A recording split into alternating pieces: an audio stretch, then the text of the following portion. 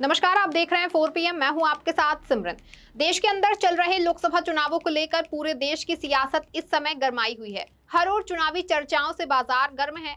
7 चरणों में होने वाले लोकसभा चुनावों के 4 चरणों का मतदान पूरा हो चुका है।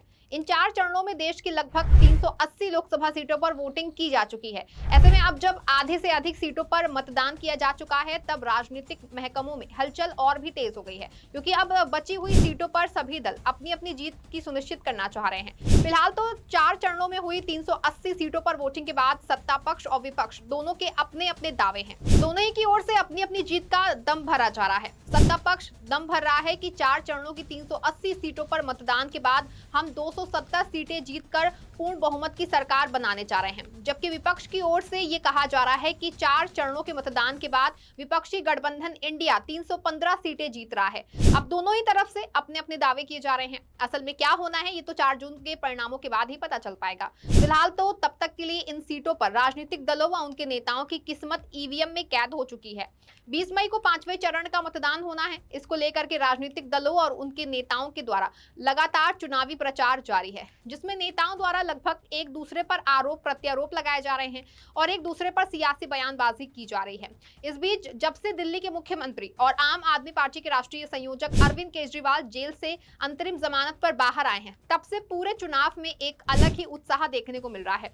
वो और भी ज्यादा आक्रामक होकर जेल से आए हैं और भाजपा व पीएम मोदी पर लगातार हमला कर रहे हैं। इस बीच सीएम अरविंद केजरीवाल ने भाजपा व पीएम मोदी से एक ऐसा सवाल पूछ दिया, इसकी चर्चा अब लगातार सियासी गलियारों में बनी हुई है। राजनीतिक दलों के नेताओं से लेकर के राजनीतिक विश्लेषक तक केजरीवाल के इस बयान और सवाल पर अपनी अपनी राय रख रहे हैं। तो वहीं केजरीवाल के सवाल का जवाब देने के लिए खुद पहले गृह मंत्री अमित शाह को सामने आना पड़ा, तो वहीं बाद में खुद प्रधानमंत्री मोदी ने भी केजरीवाल के सवालों का इशारों में जवाब दिया। दरअसल जेल से बाहर आने के बाद केजरीवाल लगातार भाजपा पीएम मोदी पर निशाना साध रहे हैं। इस बीच सीएम अरविंद केजरीवाल ने प्रधानमंत्री मोदी की उम्र का जिक्र करते हुए कहा कि सितंबर 2025 में पीएम मोदी 75 साल के हो जाएंगे। ऐसे में खुद उनके द्वारा ही निर्धारित की गई उम्र को वो पार कर जाएंगे। यानी कि साफ है कि अमित शाह देश के अगले प्रधानमंत्री बनेंगे। ऐसे में 2024 में भाजपा को वोट देने का मतलब अमित शाह को प्रधानमंत्री बनाना है। अब केजरीवाल के इस बयान के बाद से ही सियासी गलियारों में चर्चाएं तेज हो गई हैं। असल में अरविंद केजरीवाल इस बात को लेकर के लोगों को अपनी तरफ आगाह करने की कोशिश कर रहे हैं कि अगर लोग मोदी के नाम पर वोट देते हैं तो भी जरूरी नहीं कि प्रधानमंत्री मोदी ही बनेंगे। जेल से बाहर आने के बाद आक्रामक रूप अपनाए अरविंद केजरीवाल ने बीजेपी और पीएम मोदी को निशाने पर लेते हुए कहा कि ये लोग जो हैं वो इंडिया ब्लॉक से चेहरा पूछते हैं। मैं बीजेपी से पूछता हूं कि उनका पीएम कौन होगा। केजरीवाल ने कहा कि मोदी जी अगले साल 17 सितंबर को 75 साल के हो जाएंगे। उन्होंने नियम बनाया था कि 75 साल के लोगों को रिटायर कर दिया जाएगा। और फिर अरविंद केजरीवाल लोगों को समझाने की कोशिश कर रहे हैं कि लोकसभा चुनाव 2024 में नरेंद्र मोदी को वोट देने का मतलब अमित शाह को वोट देना है, क्योंकि नरेंद्र मोदी अगले बरस 75 साल के हो जाएंगे और उनके रिटायर हो जाने के बाद अमित शाह प्रधानमंत्री बनेंगे। दरअसल 2014 के बाद से भाजपा हर चुनाव सिर्फ नरेंद्र मोदी के ही नाम पर लड़ती आई है। इस चुनाव में भी भाजपा व एनडीए गठबंधन नरेंद्र मोदी के ही नाम पर वोट मांग रहे हैं।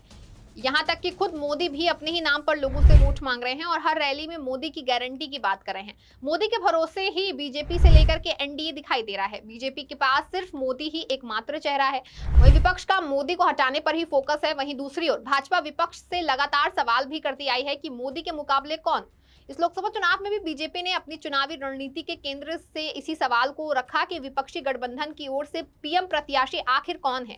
जेल से बाहर आए अरविंद केजरीवाल ने भाजपा व सत्ता पक्ष के इन्हीं सवालों का अपने इस बयान के जरिए जवाब दिया है। इस बयान के जरिए अरविंद केजरीवाल ने बीजेपी के पीएम का सवाल उठाकर उस नैरेटिव को पलटने की कोशिश की है जो विपक्षी गठबंधन इंडिया ब्लॉक को लगातार रक्षात्मक मुद्रा में बनाए हुए था। साथ ही अपने इस बयान के जरिए केजरीवाल ने एक तीर से कई शिकार करने का प्रयास किया और शायद केजरीवाल के इस तीर का कुछ असर भी हो रहा है। तभी तो गृह मंत्री अमित शाह और खुद प्रधानमंत्री मोदी सरीखे पार्टी के दो प्रमुख व बड़े चेहरों को सामने आकर जवाब देना पड़ रहा है। इन बयान के जरिए केजरीवाल आयु सीमा पर मोदी को घेरने की कोशिश कर रहे हैं, जो उन्होंने खुद ही तय की थी। ये प्रधानमंत्री के लिए एक कठिन परिस्थिति है, क्योंकि अगर बीजेपी ने उम्र की कोई सीमा नहीं थी तो लाल कृष्ण आडवाणी, मुरली मनोहर जोशी, कलराज मिश्र और आनंदीबेन पटेल सरीखे ऐसे कई दिग्गज नेताओं को क्यों किनारे कर दिया गया। अगर कोई अनौपचारिक आयु सीमा है तो क्या मोदी अपने लिए अपवाद तलाश रहे हैं? यानी किसी भी तरह से पीएम मोदी को उसके विरोधियों द्वारा एक सत्ता संचालित नेता के रूप में पेश किया जाएगा। जिन्होंने अपने उन नेताओं से छुटकारा पाया जिन्होंने पार्टी के लिए अपना जीवन समर्पित कर दिया और अब जब तक संभव हो खुद पीएम की कुर्सी पर टिके रहने की कोशिश कर रहे हैं। साथ ही अमित शाह के मोदी के बाद पीएम बनने की बात कहकर केजरीवाल ने बड़ी चालाकी से मोदी के कथित उत्तराधिकारी अमित शाह और योगी आदित्यनाथ के बीच दरार पैदा करने की कोशिश की, क्योंकि समय समय पर इन दोनों ही नेताओं को अलग अलग कारणों से अलग अलग वर्गों की तरफ से मोदी के बाद बीजेपी का बड़ा चेहरा या यूं कहें कि प्रधानमंत्री पद का उम्मीदवार माना जाता है। दरअसल नरेंद्र मोदी के सबसे बड़े सेनापति और मोदी की आंख कान और जुबान समझने वाले अमित शाह ही हैं, जिनकी आंखों से पीएम मोदी चुनावी राजनीति को देखते हैं। 2019 में मोदी सरकार 2.0 में अमित शाह को पहली बार कैबिनेट में जगह मिली। 2019 में पहली बार अमित शाह लोकसभा का चुनाव भी लड़े थे। कैबिनेट में आने पर अमित शाह को गृह मंत्रालय की कमान सौंपकर मोदी ने ये जता दिया था कि मोदी सरकार 2.0 में शाह की हैसियत नंबर 2 की होगी। कहीं ना कहीं ये उस समय पार्टी के वरिष्ठ नेताओं राजनाथ सिंह, नितिन गडकरी, सुषमा स्वराज और अरुण जेटली जैसे नेताओं के लिए एक झटका था। वहीं उत्तर प्रदेश के मुख्यमंत्री योगी आदित्यनाथ को मोदी का उत्तराधिकारी सिर्फ इसलिए माना जाता है क्योंकि मोदी के बाद योगी जनता के बीच काफी पॉपुलर हैं। उनकी व्यापक अपील के कारण उन्हें उत्तराधिकारी माना जाता है। स्टार कैंपेनर के लिहाज से देखें तो उन्हें भाजपा नेताओं में मोदी के बाद दूसरे स्थान पर माना जाता है। हालांकि मोदी और योगी के बीच के रिश्तों को लेकर भी कई तरह की जो है वो चर्चाएं अक्सर बाजार में गर्म रहती हैं। कई बार ये चर्चाएं हो चुकी हैं कि दोनों के बीच ऑल इज नॉट वेल है। ऐसे में इस फैक्टर के जरिए केजरीवाल उस दरार को और भी बढ़ाना चाह रहे हैं। वहीं अपने बयान के जरिए केजरीवाल ने भाजपा के सर्वोच्च संगठन या यूं कहें कि पूरी भाजपा का हाई कमान माने जाने वाले आरएसएस पर भी निशाना साध लिया है। केजरीवाल ने आरएसएस और उनके सहयोगियों में 2 स्तरों पर बढ़ती बेचैनी का फायदा उठाने की कोशिश की। दरअसल कहीं ना कहीं मोदी के प्रमुख चेहरा बनने से आरएसएस भी खुद को दूसरे स्थान पर महसूस कर रही है। पीएम मोदी के सामने आने के बाद स्वयं सेवकों और प्रचारकों द्वारा संचालित सरकार में संघ की कोई भूमिका ही नहीं रह गई या फिर काफी कम हो गई है। वहीं आरएसएस मोहन भागवत को इस आयु सीमा का प्रबल समर्थक कहा जाता है। ऐसे में भागवत जो मोदी से लगभग 6 दिन बड़े हैं, अगले साल 11 सितंबर को 75 साल के हो जाएंगे और तब तक पद छोड़ने का फैसला कर सकते हैं। यदि ऐसा होता है तो सभी की निगाहें प्रधानमंत्री पर ही होंगी, ये देखने के लिए कि वो 6 दिन बाद क्या करते हैं। शायद यही वो संदर्भ है जिसमें केजरीवाल 17 सितंबर 2025 को संभावित सत्ता हस्तांतरण के बारे में बात करें। हालांकि पीएम मोदी ने ये स्पष्ट कर दिया है कि वो लंबी अवधि के लिए हैं। केजरीवाल पूरी तरह से आयु वाले मामले में मोदी को फंसाना चाह रहे हैं।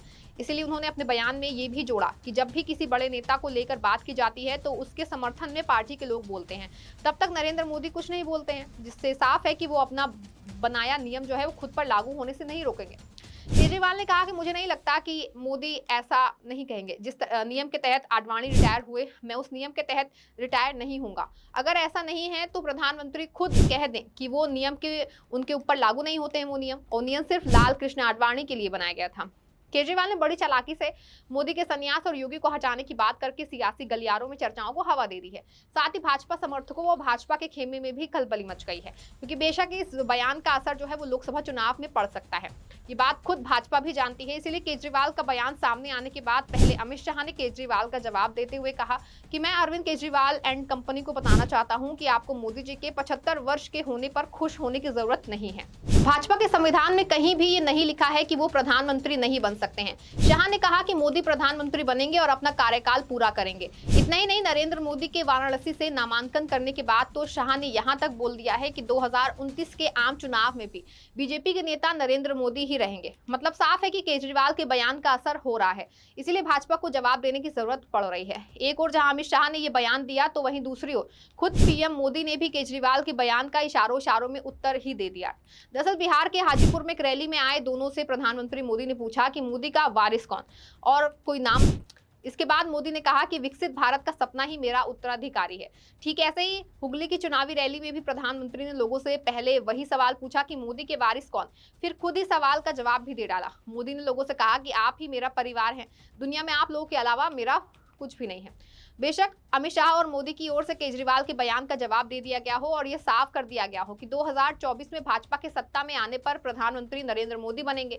यहां तक कि बकौल अमित शाह 2029 में भी बीजेपी का चेहरा मोदी ही होंगे। अपने इस बयानों के जरिए मोदी और शाह ने विपक्ष के साथ साथ आरएसएस व बीजेपी को भी इशारा कर दिया है, जिससे बेशक चुनाव के बाद पार्टी व संघ दोनों में खलबली मच गई है। मतलब साफ है कि जेल से बाहर आते ही केजरीवाल ने चुनाव में जान फूंक दी है और अब एक ऐसा दांव चला है जिससे कि बीजेपी व संघ के अंदर ही चर्चाओं का बाजार गर्म है और आयु सीमा की बात कहकर कहीं ना कहीं मोदी को भी बेचैन कर दिया है। फिलहाल देखते हैं कि आगे क्या होता है। इस खबर में फिलहाल बस इतना ही। ऐसी तमाम राजनीतिक खबरों के लिए बने रहें और देखते रहें 4 PM। धन्यवाद।